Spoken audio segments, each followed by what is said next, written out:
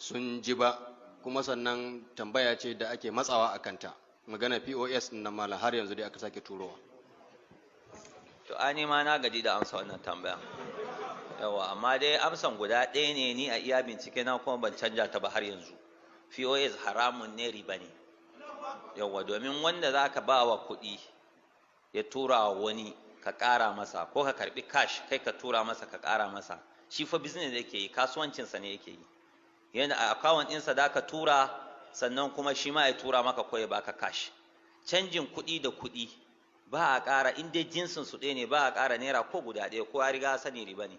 Ba zan baka 10,000 ka bani 10,100 ba, naira 100 nan ka sani cewa riba ne, ko da ko wannan yan 1000 wannan yan 500 ko wannan sababbi wannan tsofaffi. Haka nan ba zan tura maka account ɗinka 1000 kai kuma ka tura min 1100 ba, kaga wannan ko a babin bashi ne ko a babin ciniki ne, riba ta shiga ciki.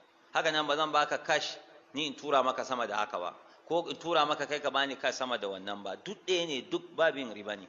So wasu suna ganin kaman wa ai akwai wahalan da yake yi, to ai dama kasuwanci na haramun din ma yana da wahala. Mai sai da giya ma ba wahala take sha ba, ko yake sha baya saya baya dako baya mene, amma kuma haramun ne. Tunda haramun ne, shari'a ba ta duba wannan wahala.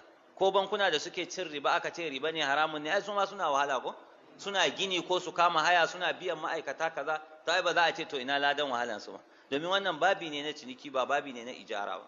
Idan ijara ne sai a ba mutum katin, sai in ce wane je ka banki ka je ka ciro min kuɗi, in ka je ka da sai in baka naira 500 ladan cirowanka, kaga wannan ya koma babin ijara kenan.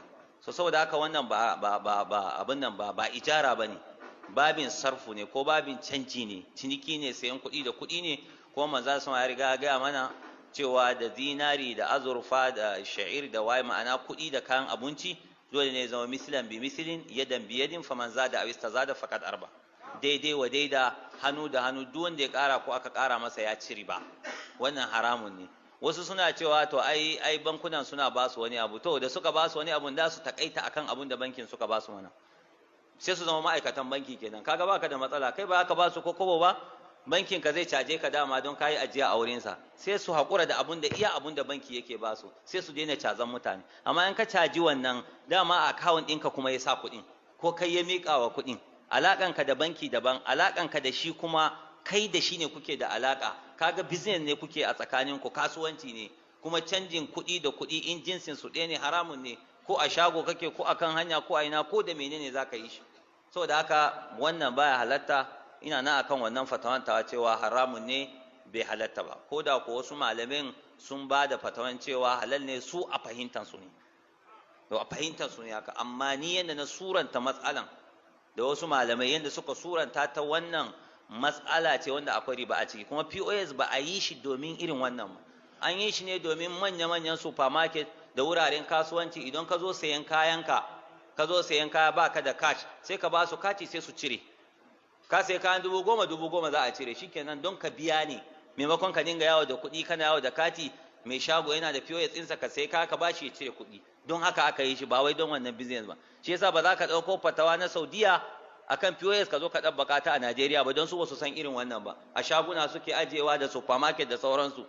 Saboda haka fatawan malamai Najeriya ne ya kamata su ba da ita, ba kuma malamai wasu ƙasa wanda su ba su business da irin wannan, sai dai su sayar maka da kaya, idan baka da kuɗi cash ka ba da kati a cire. Kuma ko anan mu ma ana yin haka, ko hotel ka je kama ɗaki, yanzu akwai POS, idan ka kama hotel ɗaki 25,000, in ka ba da kati ba 25,000 za a cire maka ba, baka katinka. To wannan shine amfani POS.